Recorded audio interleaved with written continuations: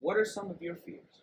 I've always been more of an introvert, and to overcome some of those fears, I forced myself to volunteer for presenting in front of a lot of people and just speaking, public speaking, and taking some courses.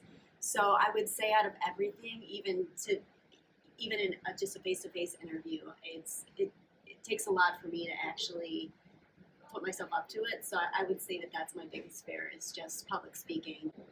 So vice versa, what is your fear and how have you overcome that? My biggest fear is not leaving the mark on the world that I want to leave.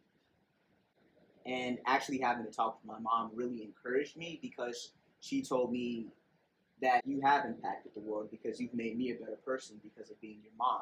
That encouraged me, but there are still things I would like to do and specific impacts that I would like to make on the world while I'm here. And I would say my biggest fear is not being able to make those impacts before I'm gone. So, Andre, what are your biggest fears? I do have this fear of not really living up to my potential. Mm-hmm. So, I have had all these various interests. I think sometimes I can, be a little bit too distracted by all these different interests. But not living up to your potential might mean that you don't really get out the content or whatever the message is that you want to kind of get out to the world. I may not be reaching as many people as I possibly could be reaching out to as a mentor, because sometimes, it's just like that one conversation or that one little framework tidbit or bit of information that could make a difference in somebody's life. How about you, Gabby? Tell me about what your biggest fear or fears are. I actually discovered my biggest fear when I started this program, Andre. Someday, I will get a really good job. I have trust in myself. However, I feel that someday someone is not going to give me something to do because they think I'm not going to be capable of doing it. They're not going to ask me to get something done that they really need because they're going to think, oh, nah, Gabby cannot do that. I'm threatened by that. It's my biggest fear. Someone just not believing in me, not even giving me the chance, that really scares me. And next, I would like to talk about, what are you personally fighting for? If there was a theme throughout my life and my work, I'm fighting for kindness. So that's something that I find really important. It's something I value. I get sad when I don't see it happening in life as much as I would like it to be. I talk to strangers. I lend a hand if people need something. There's a lot of kind of leading by example. I try to just be kind as much as possible, and so that to me feels like something that is important, that I try to fight for in every situation, whether that's inclusivity, making sure people feel heard. Kindness can be manifested in a lot of different ways. And what are you fighting for, Marcos? I would say a couple of things, like equity of voice, and I would say my family and just the people I work with, my team. That's something I've always pushed for, just to make sure that everyone feels like their voice is heard whenever we're working or just outside of work. I think that's very important, and not only like within the workspace, but the community as well, like just impacting them. And my family, my parents, they're born and raised in Chicago. My grandparents are actually from Mexico and Puerto Rico, and they moved here in the 60s and 70s. So for them to come here and give me like opportunity, they want it better for the future generations. That's just like a blessing for me. And every day I take that with me to work, just to work hard. I'm always fighting for them because like I don't want to waste a great opportunity that they didn't get to have. So that's definitely what I'm fighting for every day. What's one of the biggest things that you're fighting for right now? Quality. Something that my dad gave me, when I was just a wee lad.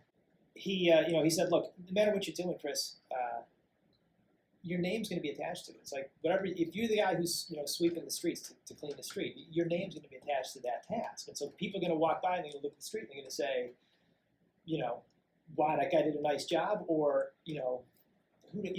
whoever cleans around here. You know what I mean? Like you're going to be judged based on kind of your contribution. And so if you're going to attach your name to it, attach it to something of high quality, right? So it didn't matter what it was. And so I don't know why that particular lesson stuck with me, but it did for years. And so that's really been my focus as a software developer. I've always just been striving to get better as a developer. And then when I was the team lead of the development team, it was about how do I make this team of developers even better? How can I share the things that I know are good practices with them? How can I keep driving for quality? And I think that's something that I want to build. I want to fight to build I want to focus more on building my character, building up my work ethic so that I can reach a level where I can show others, hey, this is a person that can work hard for something and their work shows excellence. This isn't someone that slacks. And I think having that representation in the African American community, I think it can inspire young kids to be like, oh, look at Emory Kimball, crazy, awesome scientist, and I want to be just like him, you know? Like, that's what I want to fight for. Yeah. I want to inspire the younger generation to be amazing and to be excellent. And last but not least, Andrew, what is your legacy? I want people to remember me as a guy that was fun to work with, right? Because I mean, life is short, right? Like, I think a lot of people focus on, I'm gonna get this job, then I'm gonna get promoted, and then I'm gonna get promoted again, and then I'm gonna have all this stuff, and then life is gonna be good. When in actuality, it's not about all these various milestones and enjoying them after you kind of reach those milestones. It's really more about just enjoying that journey. But Gabby, how do you want to be remembered? What's your legacy? I really want people, when I'm gone, to think, wow, she helped me a lot. Just think, wow, maybe I didn't realize, but I would not be here if she didn't give, helped me, or give me the gift of her time, or her knowledge. I really want to be that kind of person, just how a lot of people have been for me. A role model, not only just for my kids, but for my nieces, for my nephews, for anyone. And what I teach my kids is to be a kind person, to care about and to treat people the same way you would want to be treated. I think if everyone thought that way, it would really be an impact. I'd like to throw that question back at you. What would you like your legacy to be? So the impact I make on this world, I want my family or my descendants to continue that impact. And that impact is to be change agents, to catalyze positive change in the world. However we're called to do so, I want it to be beyond a shadow of a doubt, undisputable, irrefutable, that the world is a better place because of Jordan Howard and his family. Legacy, what does that mean to you, and what kind of legacy do you want to leave behind you? There was a documentary about a band, and one of them, he was the lead singer and he was the main songwriter in the band, and he said, I don't have any children, so when I die, like, you have to protect my music and protect these songs because these songs are my children.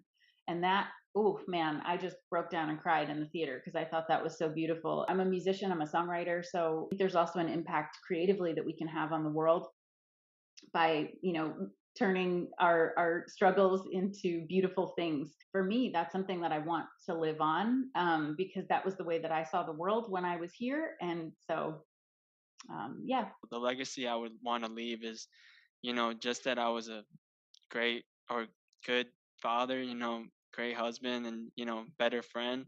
That's something that's really been pressed on me, and I want to lead forward as well. But also, I think respect is really big. Like, even if you disagree with someone, I want people to just be like, you know what, we didn't see eye to eye, but he always respected me, or, that's very important to me. Most importantly, I would say that he loved God and Jesus. He put it forward. So that's what I want to leave behind for sure.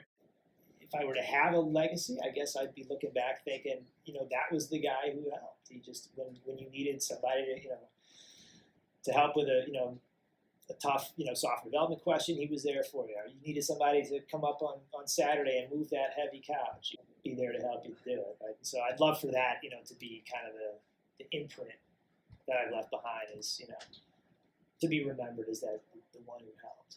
The type of legacy that I want to leave behind is I want humanity to feel more connected as one race. I feel that there is a lot of disconnect as us being represented as one, as humankind. And that's something that I want to leave a legacy in. I want to leave the earth knowing that humanity is closer connected with each other instead of more further apart. That is a lofty aim. Yes, and I'm going to complete it. Yeah, well, I have no doubt of that. Good seeing you today. Very nice seeing you too. Looking forward to continuing to work with you. Let's do it. Yeah.